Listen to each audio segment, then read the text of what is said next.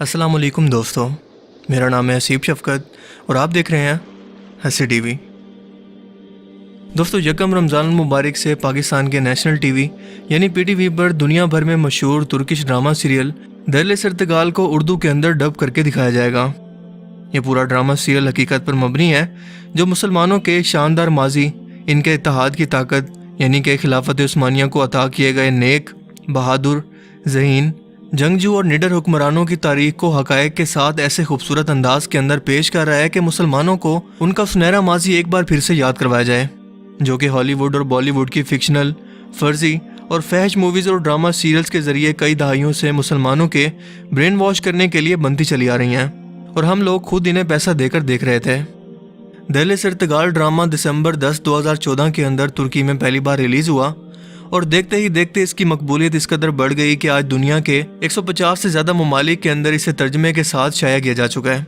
जिसने अहले मगरिब और यहूदी लॉबी की अरबों डॉलर की इन्वेस्टमेंट, जो कि फिफ्थ जनरेशन यानी कि मीडिया के ज़रिए मुसलमानों की ज़ेन साजी करके इन्हें इनकी तारीख भुलाकर इन्हें फहश और यानी के अंदर मुब्तला करना और इनके फैमिली सिस्टम को तोड़कर इन्हें कमज़ोर करना था। इन्हें अब अपने ये ख्वाब इस ड्रामा सीरियल के आने के बाद चकनाचूर होते नजर आ रहे हैं,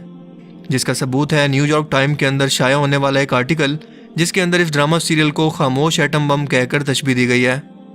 क्योंकि ये हॉलीवुड के फर्जी सुपर हीरोज़ की बजाय मुसलमानों के असल सुपर हीरोज़ और इनकी तारीख को यूं दिखाता है कि किसी भी मुल्क और कौम के खिलाफ दुश्मनों की साजिशों को हक और ईमानदारी और वफादारी के रास्ते पर चलकर कैसे मुसलमान आसानी से ज़ेर कर सकते हैं।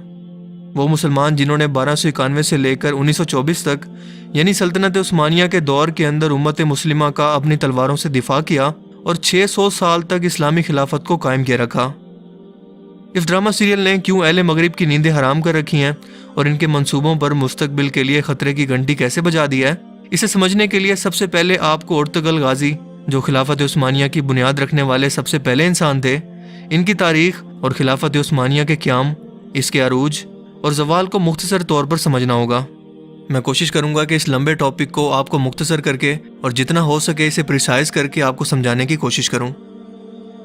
दोस्तों, सल्तनत उस्मानिया जो दुनिया के 3 बड़े आज़मों तक फैली हुई थी और दुनिया की सबसे मजबूत सल्तनत थी, इसे एक के बाद एक ऐसे काबिल और नेक हुक्मरान मिले जो इसकी शान और शौकत को मजीद बढ़ाते चले गए, जिसने इस वक्त की सुपर पावर यानी कि मंगोल और सलेबियों की नींदें हराम कर दी थी और इन्हें बताया कि जंगें सिर्फ तलवारों से नहीं बल्कि सोच और तदबीरों से भी जीती जाती हैं, क्योंकि मंगोलों के पास खूनखार किस्म की फ़ौज थी, तलवारें और जंगी हिकमत अमली तो मौजूद थी, जो इन्हें फतूहात पर फतूहात देती चली गई। लेकिन किसी भी मुल्क को फतह करने के बाद इनके पास इस मुल्क को चलाने के लिए कोई निज़ाम मौजूद ही नहीं था,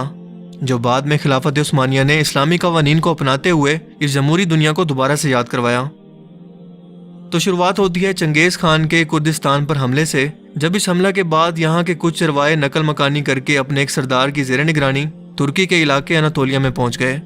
और इस सरदार का नाम था अर्तुगरुल। जी हाँ, वही अर्तुगरुल गाजी जिस पर यह पूरी ड्रामा सीरियल मौजूद है। ये 100 खानदान थे और 400 घुड़सवारों का बड़ा लश्कर था। अनातोलिया के इलाके पर इस वक्त सल्जोती सल्तनत कायम थी, जो कि बार बार इस वक्त की सुपर पावर के हमलों यानी कि रोमी फौज और तातारी यानी चंगेज़ खान की औलाद के हमलों की वजह से बहुत ज़्यादा कमज़ोर हो चुकी थी। सुल्तान अल्प अरसलान जैसे अजीम हुक्मरान ने सल्तनत की बुनियाद रखी थी। जब अर्तुगरुल यहाँ पहुंचे तो इस वक्त भी सल्जोती फौज और रोमी फौज की आपस के अंदर लड़ाई जारी थी। अर्तुगरुल ने इस वक्त कमज़ोर और हक का साथ देने का फैसला किया और सल्जोती फौज के हुक्मरान अलाउद्दीन के साथ कंधे से कंधा मिलाकर रोमियों से इस तरह से लड़े कि इन्हें भागने पर मजबूर कर दिया, जिसके बाद सुल्तान अलाउद्दीन ने खुश होकर अनातोलिया की मगरबी सरहदों को अर्तुगरुल और इनके ख़ानदान को देने का फैसला किया, जिसके बाद इन्हें अपने ज़ेर अतात रहने वाला एक अतादी भी मिल गया। और वैसे भी अर्तुगरुल एक इंतहाई ज़हीन, ईमानदार और वफादार इंसान थे। वो हमेशा अलाउद्दीन के साथ हर बगावत के मौके पर कंधे से कंधा मिलाकर लड़ते रहे, लेकिन खुद कभी बगावत नहीं की, क्योंकि वफादारी इनके खून के अंदर शामिल थी और वो हर मार्के पर सुल्तान अलाउद्दीन के साथ रहे। 1258 में चंगेज़ खान के पोते हलाकू खान ने बगदाद पर हमला करके सही मानों में खून की नदियां बहा दी। इसने नौजवानों को कत्ल करके इनकी खोपड़ियों के मीनार बनाए, औरतों और बच्चों को कैद कर लिया, इल्म और फ़नून की किताबों को आग लगा दी और इन्हें पानी के अंदर बहा दिया, जिसके बाद ऐसा लगा कि मुसलमान एक कौम के तौर पर कभी भी तारीख में दोबारा कभी अपना खोया हुआ मकाम हासिल नहीं कर पाएंगे। मगर फिर 1258 में अर्तुगरुल के यहाँ एक लड़का पैदा हुआ जिसका नाम उस्मान रखा गया। ये ज़हानत, इखलाक और वफादारी में अपने वालिद के ही जैसे थे। और इन्होंने ही आगे चलकर खिलाफत उस्मानिया को कायम किया, जिसकी बुनियादें सुल्तान अर्तुगरुल ने पहले ही रख दी थीं। ऐसी सल्तनत जिसका मुकाबला करने की ताकत यूरोप और एशिया की किसी फौज के अंदर नहीं थी। सन 1300 के अंदर तातारियों ने सल्जोती सल्तनत पर हमला कर दिया, जिसमें सुल्तान अलाउद्दीन मारे गए और इस तरह से उस्मान सल्जोती सल्तनत को चलाने के लिए खुद मुख्तार हो गए। इसी मौके का फायदा उठाकर तुर्क सरदारों ने रूमी सल्तनत के साथ मिलकर सल्जोती सल्तनत पर हमला करके इसे खत्म करने का मंसूबा बनाया, जो कि इनकी सबसे बड़ी गलती साबित हुई, क्योंकि इसके बाद उस्मान ने एक एक करके इनके तमाम इलाके फतह करना शुरू कर दिए। रूमियों ने बदतरीन शिकस्त के बाद तातारियों को उस्मानी सल्तनत पर हमला करने के लिए उकसाया, जिसके जवाब में उस्मान ने अपने बेटे और अगले सुल्तान ओहान गाजी को फौज की कमान देकर भेजा, जिन्होंने तातारियों को ऐसी इबरतनाक शिकस्त दी कि इनकी दोबारा हमला करने की जुर्रत न हुई। सुल्तान उस्मान को मौजूदा तुर्की के शहर भरोसा में दफन किया गया और इनके बेटे ओहान गाजी ने इस शहर का मुआसरा करके इसे भी फतह कर लिया और यहाँ पर इस्लाम की तारीख व तरवीज और इस्लामी कवानीन को नाफिज कर दिया। जिसके बाद ये फतूहात का सिलसिला यूं बढ़ा कि उस्मानिया सल्तनत 3 बड़े आज़मों तक फैल गई और इसकी खिलाफत का मरकज था तुर्की।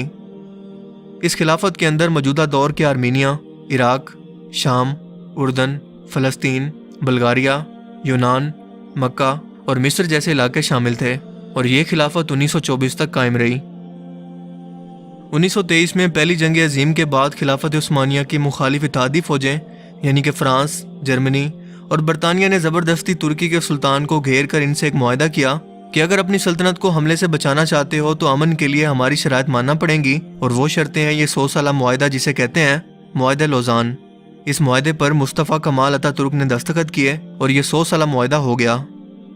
पहली जंग अजीम के बाद बरतानवी फौज ने अपने एक शातिर और चलाक जासूस को अरब लोगों के अंदर खिलाफत उस्मानिया के खिलाफ बगावत के लिए कुछ इस तरह से दाखिल किया कि वो तमाम दीनी अलूम, अरब के रस्म व रिवाज और कमजोरियों से अच्छी तरह से वाकिफ था। इसका नाम था लॉरेंस ऑफ अरेबिया और इसने अरबों का इत्मीनान हासिल करने के बाद खुद को इनका आलिम और मेंटोर बना लिया। ये अरबों से कहने लगा कि क्या तुम लोगों के अंदर गैरत नहीं है कि तुम्हारे घर पर एक गैर अरब लोग हुकूमत करते हैं? तुम लोग इनसे अपना घर वापस क्यों नहीं छीन लेते? और वैसे भी इस जंग के दिनों के अंदर खिलाफत उस्मानिया बहुत कमज़ोर है और इससे बढ़कर अच्छा मौका तुम्हें कोई भी नहीं मिलेगा।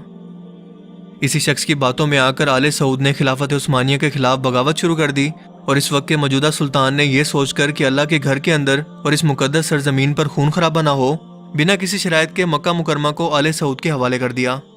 जिसका नाम बाद में इजाज़े मुकद्दस से बदलकर आले सऊद के नाम पर सऊदी अरब पड़ गया। इसीलिए सऊदी अरब के मौजूदा हुक्मरान शहजादा मोहम्मद बिन सलमान ने $40 मिलियन लगाकर अर्तुगरुल गाजी ड्रामा के मुकाबला में ममलिकत अन-नार के नाम से एक ड्रामा सीरियल तैयार की, जिसके अंदर तुर्कों को एक बुज़दिल और नाअहल कौम दिखाने की कोशिश की, लेकिन यह ड्रामा बुरी तरह से फ्लॉप हो गया। तो अब फिर से वापस आते हैं मुआहदा लोज़ान की तरफ, जिसकी 100 साल की मुद्दत 2023 के अंदर मुकम्मल हो रही है। इस मुआहदा की शराइत ये थी कि तुर्की के तमाम वसाइल से सुल्तान दस्तबरदारी का ऐलान करें, इनकी तमाम जायदादें जब्त कर ली गई, खिलाफत दोबारा से कायम करने पर पाबंदी लगा दी गई, तुर्की पर पेट्रोल की ड्रिलिंग पर भी पाबंदी लग गई, इसकी बंदरगाह बासफोरस जो कि इंतहाई अहम है और एशिया को यूरोप से कम तरीन फासले से मिलाती है। इसके एक तरफ है ब्लैक सी और दूसरी तरफ है मेडिटेरियन सी। इसे आलमी मलकियत करार दे दिया गया, यानी कोई भी गुजरने वाले जहाज़ों से कोई भी टैक्स तुर्की 100 साल तक इस मुआहदे की रूह से नहीं ले सकता। यानी कि तुर्की के हाथ पांव बांधकर इसे 100 साल के लिए एक साइड पर फेंक दिया गया और मुस्तफ़ा कमाल अतातुर्क ने इस्लामी तुर्की को एक सेकुलर तुर्की बनाने का आगाज किया, जिसके बाद हर तरफ बेहयाई, शराब नोशी और मगरबी कल्चर आम होने लगा। यानी कि तुर्की मुसलसल दीन इस्लाम से दूर होता चला गया। मुस्तफ़ा कमाल अतातुर्क ने इस्लाम की मुखालफत के अंदर हर वो काम किया जिसके करने से इस्लाम हमें रोकता है। जिसके बाद अल्लाह ने तुर्की को तैयब रजब उर्दगान जैसा उम्मत मुस्लिमा का दर्द रखने वाला लीडर दिया, जिसने कमाल समझदारी और बिना फौज, अदलिया और अपोजिशन के टकराव के सेकुलर तुर्की को एक बार फिर से इस्लामी तुर्की की जानिब गामजन कर दिया है। और 2023 तो सिर्फ 3 साल ही दूर है, जिसके बाद ये तमाम पाबंदियाँ ख़त्म हो जाएंगी और तुर्की तमाम फैसले करने के अंदर ना सिर्फ खुद मुख्तियार होगा, बल्कि अपने वसाइल दोबारा इस्तेमाल करने पर और खिलाफत कायम करने पर भी इस पर कानूनी तौर पर कोई पाबंदी नहीं होगी। और इसी चीज़ ने यूरोप की नींदें हराम कर रखी हैं और यही वजह थी कि 15 जुलाई 2016 को तुर्की की फ़ौज के ज़रिए इसराइल और अमेरिका ने तुर्की के अंदर बगावत की कोशिश करवाई, मगर तुर्की की आवाम ने फ़ौज के टैंकों के आगे लेट कर इस बगावत को कुचल दिया, क्योंकि ये साजिशी लोग जानते हैं कि मुसलमान अगर एक बार फिर से अर्तुगरुल गाजी जैसे मर्द मुजाहिद की तरह और सल्तनत उस्मानिया की तरह एक बार फिर से इकट्ठे हो गए तो फिर इनको हर एक जुल्म और ज्यादती का जवाब देना पड़ेगा, جو ظلم یہ ایک کے بعد ایک مسلمان ممالک کو تباہ کرنے کے بعد اب تک کرتے چلے آ رہے ہیں۔ یہ لوگ جانتے ہیں کہ انہیں بھی رومیوں کی طرح یا تاتاریوں کی طرح رون دیا جائے گا، مگر افسوس کہ آج کا مسلمان اپنی اس تاریخ کے بارے میں بالکل بھی نہیں جانتا۔ اسی لیے اس ڈرامے کو ختم کرنے کے لیے اوچھے ہتھ کنڈے استعمال کیے جا رہے ہیں کہ کسی طرح سے اسے بدنام کر کے روکا جائے، جسے یہودی لوبی دنیا بھر کے اندر اپنے موروں کو استعمال کرتے ہوئے اور اپنا اثر و رسوخ استعمال کر کے کسی بھی طرح سے اس ڈرامہ سیریل کو بین کروانے کی کوششوں کے اندر لگی ہوئی ہے۔ دوستو، سلطنت عثمانیہ نے فتوحات اور جنگیں بھی اسلامی اصولوں پر لڑی، قیدیوں کے ساتھ بھی وہی سلوک کیا جو اسلامی تعلیمات ہمیں سکھاتی ہیں۔ انہوں نے منگولوں کی طرح کھوپڑیوں کے مینار نہیں بنائے، بلکہ صرف ان لوگوں پر ہتھیار اٹھائے جن پر اٹھانے کی اسلام نے اجازت دی ہے۔ انہوں نے ہر ایک فتح شدہ علاقے کو اسلامی قوانین کے مطابق چلایا، اقلیتوں کو بھی برابر کے حقوق دیے، عدل و انصاف قائم کیا۔ مسجد نبوی، گنبد خضرا، مسجد حرام کی جدید تعمیر و توسیع،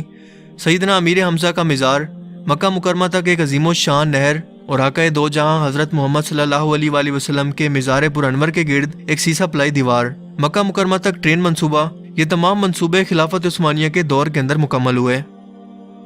دوستو، تاریخ کے اندر ارطغرل غازی جیسے بہت ہی کم حکمران پیدا ہوئے، اور ہماری تاریخ بھی ہمیں یہ سکھاتی ہے کہ جب تک ہم اسلامی اصولوں کو نہیں اپنائیں گے، ہمارے پاس کتنی بھی طاقت ہو اور ہم جتنے بھی وسائل جمع کر لیں، سب کے سب بیکار ہیں،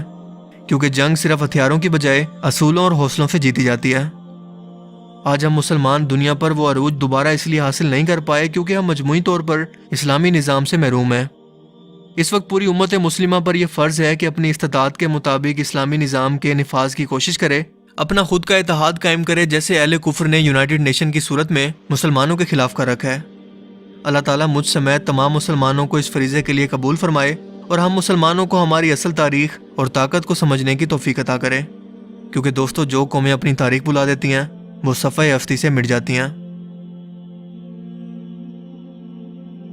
مجھے امید ہے کہ آج کی اس ویڈیو سے آپ کو کچھ نیا جاننے کو ملا ہوگا اور یہ ویڈیو آپ کو پسند آیا ہوگا۔ اگر یہ ویڈیو آپ کو اچھا لگا تو اسے لائک کیجئے اور مزید اس طرح کی انفارمیٹیو ویڈیوز کے لیے اس چینل کو ضرور سبسکرائب کریں۔